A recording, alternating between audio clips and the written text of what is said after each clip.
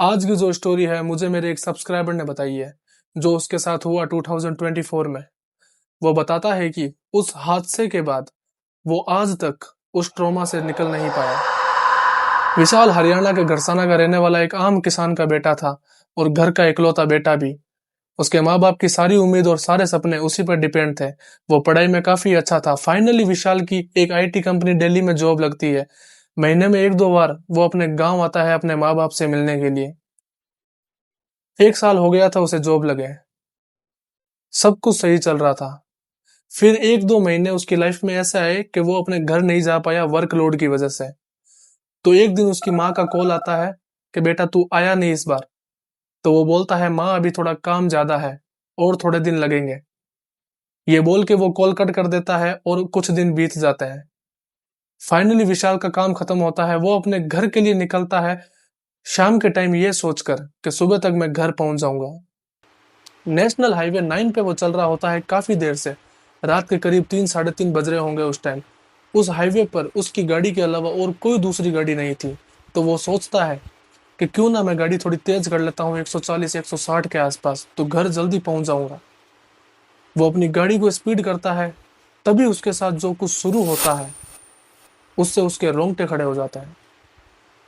उसके गाड़ी के आगे अचानक से एक लड़की आ जाती है। गाड़ी स्पीड में होने की वजह से कंट्रोल नहीं होती और सीधा एक्सीडेंट होता है। वो एकदम से ब्रेक मारता है, एकदम से रुकता है। उसके हाथ कांप रहे थे, उसको पसीने आ रहे थे कि ये क्या हो गया, ये क्या चीज थी। उसको इतनी श्योरिटी थी कि वो लड़की बिल्कुल बची नहीं है इस टक्कर के बाद। वो हिम्मत करके अपनी गाड़ी से उतरता है और आगे देखता है तो एक लड़की अधमरी हालत में गिरी हुई है और उसके लास्ट वर्ड थे हेल्प, हेल्प, हेल्प। वो दबे पांव उसकी तरफ जाता है। वो उसको आवाज देता है आर यू ओके, तुम्हें ज्यादा चोट तो नहीं आई। पर कोई रिस्पॉन्स नहीं आता। अब तो हेल्प की आवाज आनी भी बंद हो गई थी। वो डर जाता है, वो घबरा जाता है। वो जैसे ही उसको अपनी तरफ घुमाता है तो वो देखता है कि वो लड़की पूरी खून से लथपथ हो रखी है। वो डर के मारे उस लड़की को वहीं छोड़कर भाग जाता है। सुबह जब वो अपने घर पहुंचता है तो उसकी माँ देखती है कि विशाल घबराया हुआ है। तो उसकी माँ उससे पूछती है कि बेटा क्या हुआ। तो वो कुछ भी नहीं बताता, सीधा अपने रूम में जाके अपने बेड पर जाके बैठ के यही सोचता है कि ये मुझसे क्या हो गया, मैंने उस लड़की को मार दिया। कहीं मैं पुलिस केस में ना फंस जाऊं, मेरा सारा करियर खराब हो जाएगा। 2 दिन बीत जाते हैं उस बात को। न्यूज़ पे कोई खबर नहीं आ रही थी, कोई पुलिस केस नहीं हुआ। तो वो थोड़ा रिलैक्स फील करता है कि मैं बच गया।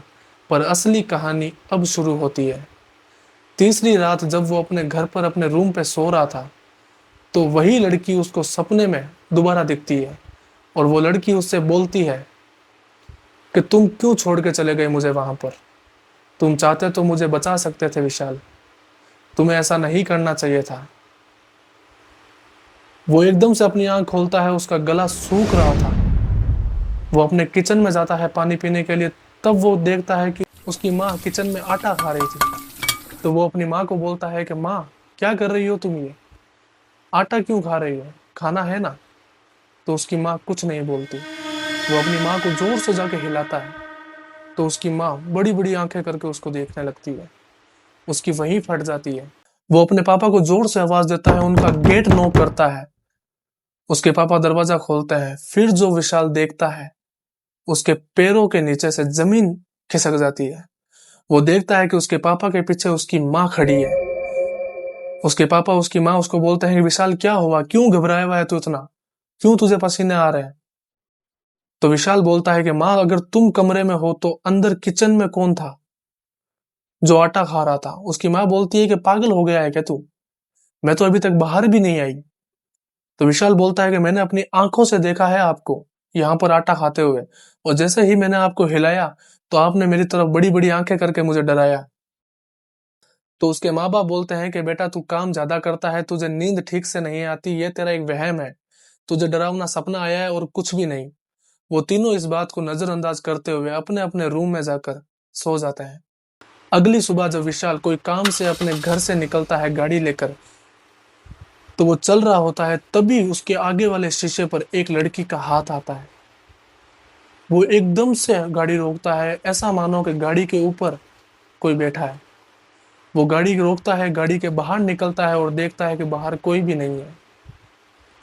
वो सीधा अपनी गाड़ी में बैठता है और क्या देखता है, उसकी गाड़ी के आगे वही लड़की गिरी हुई है रोड पर।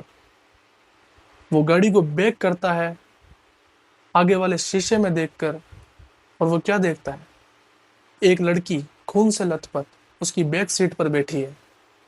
उसने जैसे ही अपनी गाड़ी से उतरने का सोचा, लड़की ने उसी टाइम उसका गला दबा लिया।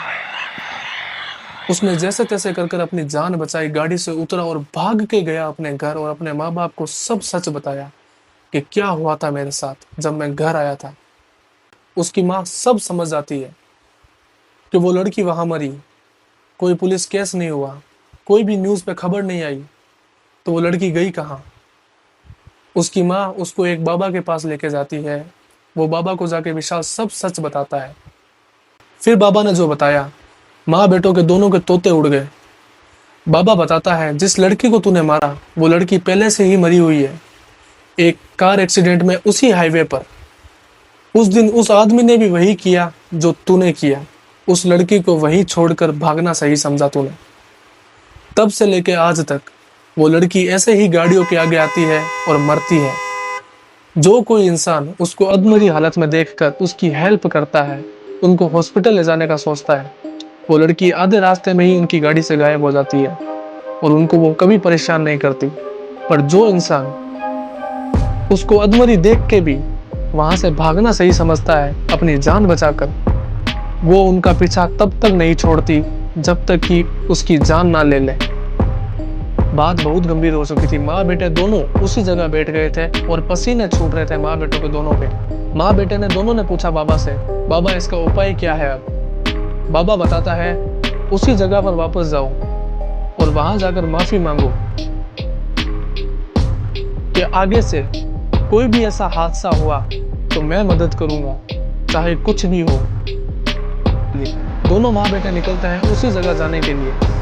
वो वहां पहुंचते हैं, अपनी गाड़ी से उतरते हैं और क्या देखते हैं, उस लड़की की बॉडी अभी भी उसी रोड के बीच में पड़ी है। दोनों दबे पांव जाते हैं उस लड़की के पास और वहां जाकर उससे माफी मांगते हैं। 5 मिनट बाद उस लड़की की बॉडी वहां से गायब हो जाती है।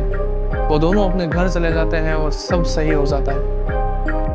वीडियो अगर पसंद आई हो तो वीडियो को लाइक करें, चैनल को सब्सक्राइब करें, और अगर आपके साथ भी ऐसी कोई रियल घटना हो रखी हो तो मुझे आप मेल कर सकते हो। मेरा अपना एक पर्सनल मेल डिस्क्रिप्शन बॉक्स में दे रहा हूँ। तब तक के लिए टेक केयर, बाय बाय, मिलता है नेक्स्ट वीडियो में।